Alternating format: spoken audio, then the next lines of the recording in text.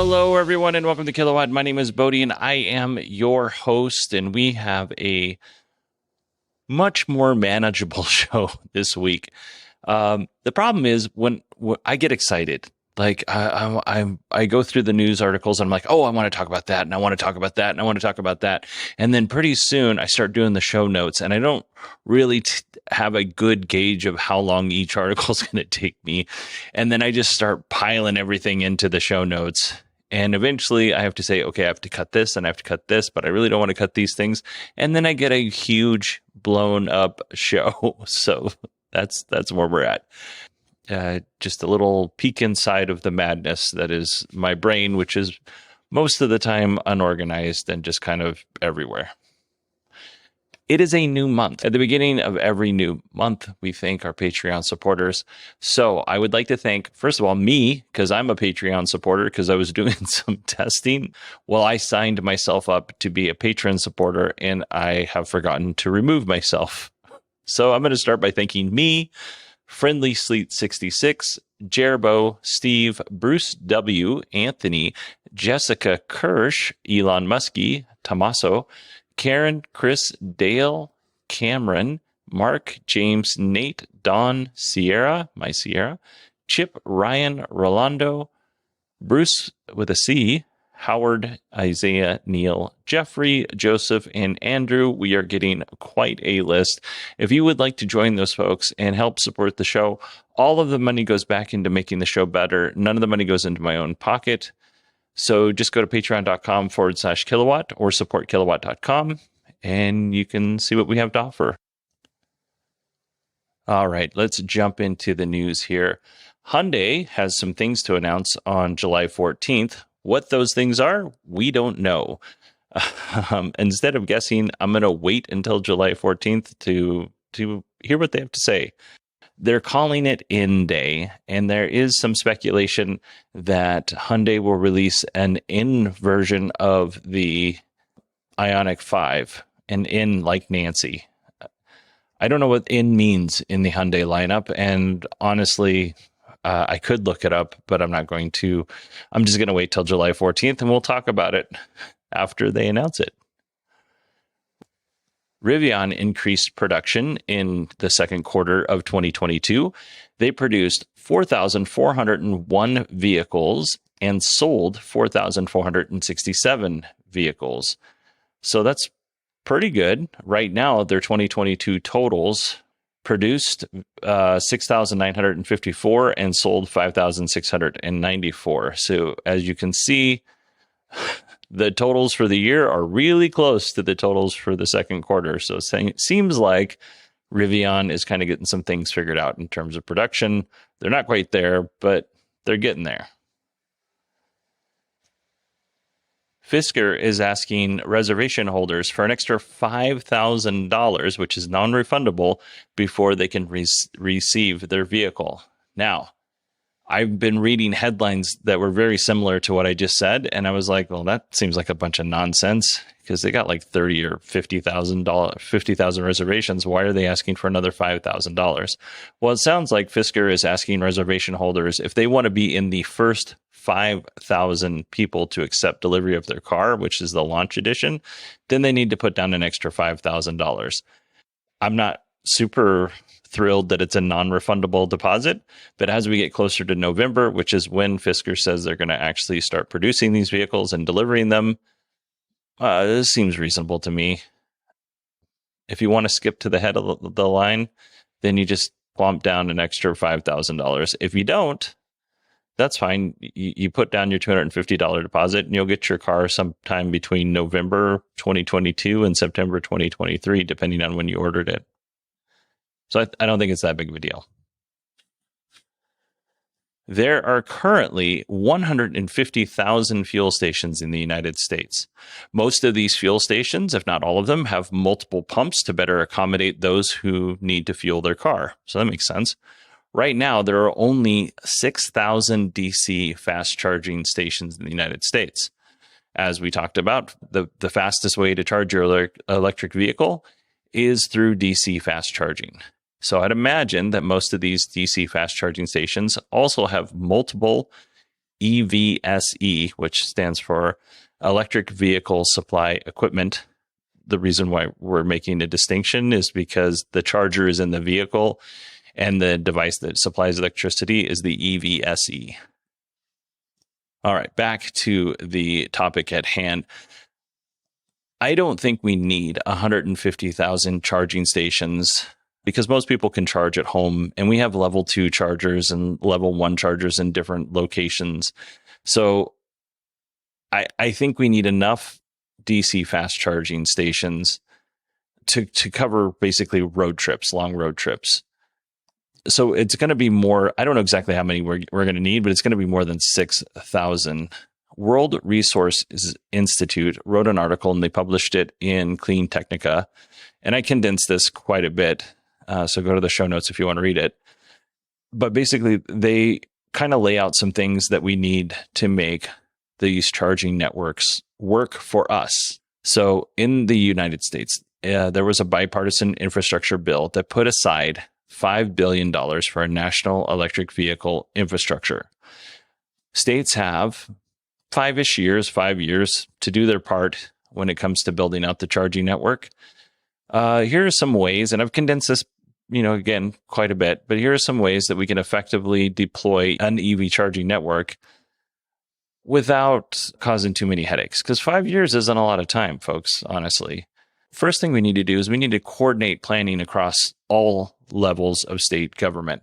So in most states, you have the state government, the county, the borough, or the city, depending on where you live. Like when I lived in Alaska, we didn't have counties, we had boroughs.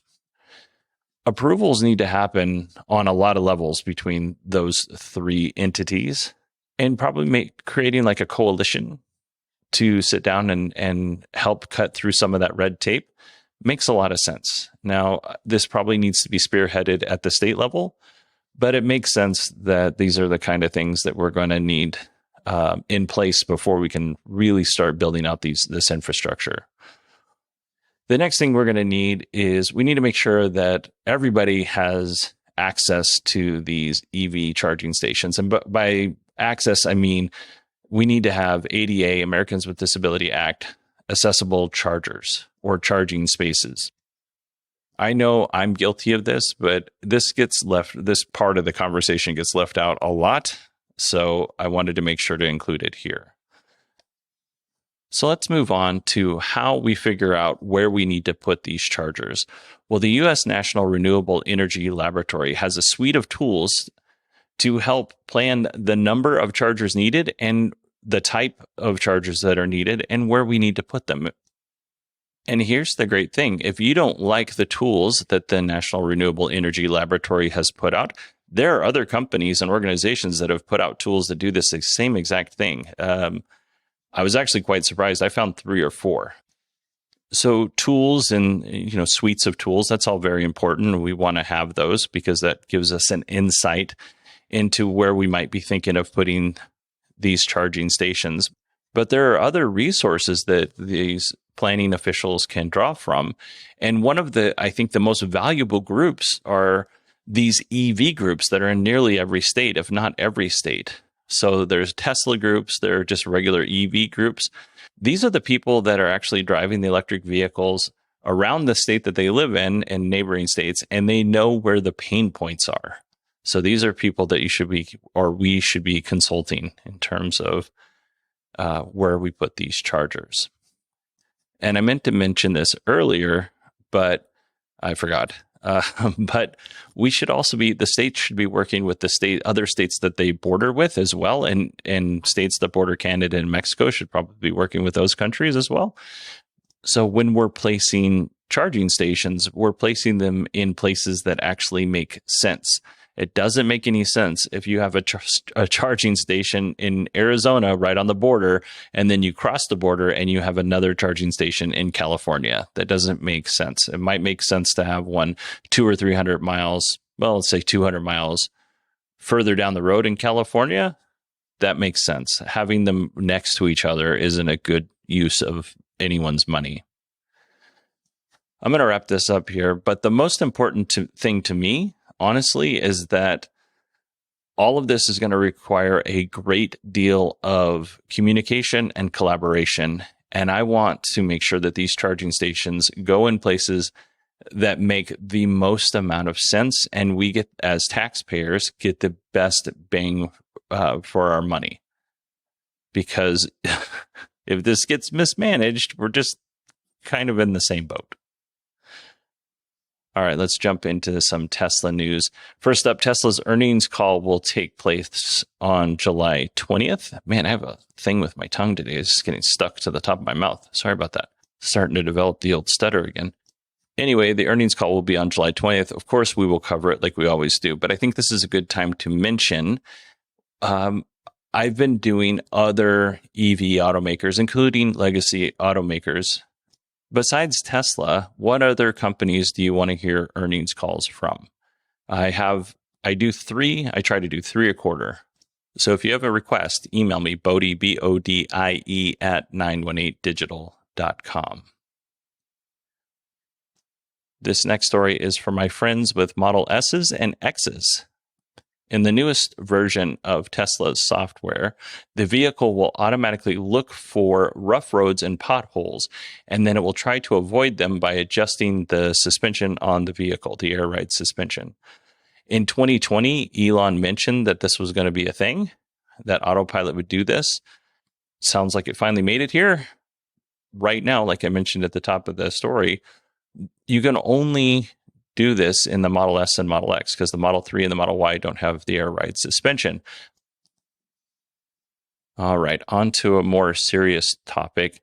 15 current and former Black Tesla employees are suing Tesla for failing to prevent racial discrimination at the Fremont factory. Now, this is all alleged.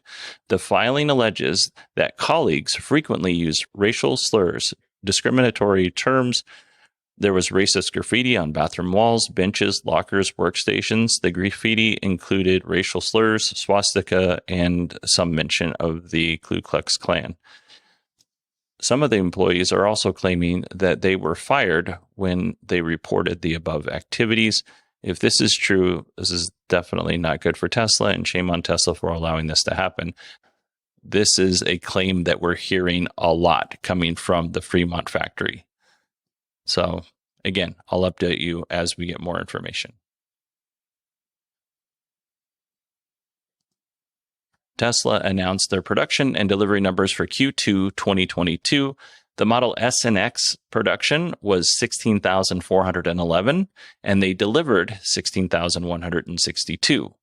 The Model 3 and Y production was 242,169, and they delivered 238,522. So pretty good overall for Tesla. However, they had 9 straight quarters of growth, and this quarter was down a little bit. It was still pretty good quarter. I mean, total production was 258,580, and total deliveries were 254,695. Even though it's a down quarter, lots of things were going on Q2 2022. They had to shut down the Shanghai factory. Giga Berlin and Giga Texas were just coming online. I don't see a down quarter being that big of a deal, to be honest. And that brings us to our final story, which I think is a cool story. It's not really a Tesla story. It's more of a climate story.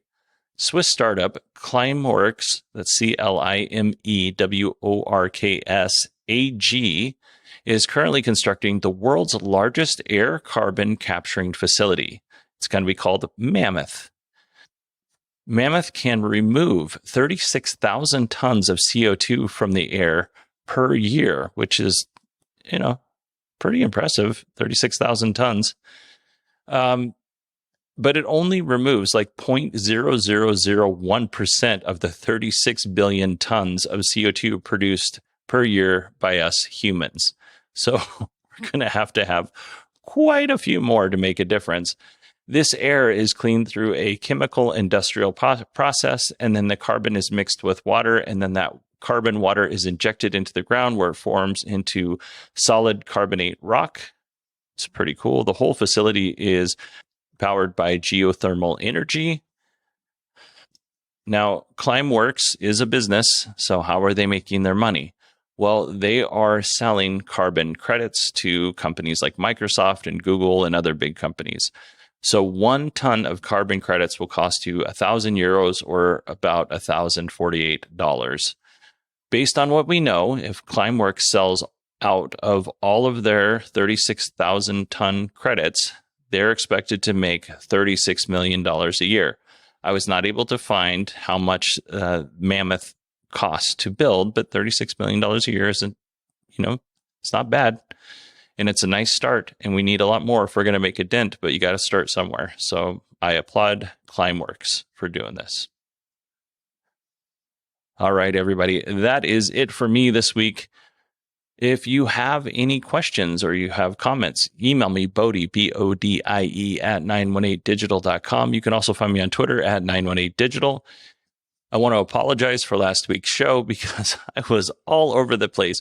I actually recorded that show on a Thursday and I released it on a Saturday, but it took me 2 days to fix basically my blabbering. I just went on and on and on. So I had to cut a lot of that stuff out. So yeah, I apologize. Wasn't my best work last week. This week I feel better about. By the way, I am recording on a Wednesday. I am recording on a Thursday today, Thursday morning, because I want to get this out on Friday. All right, everybody, that is it for me. I hope you all have a wonderful week, and I will see you next Friday.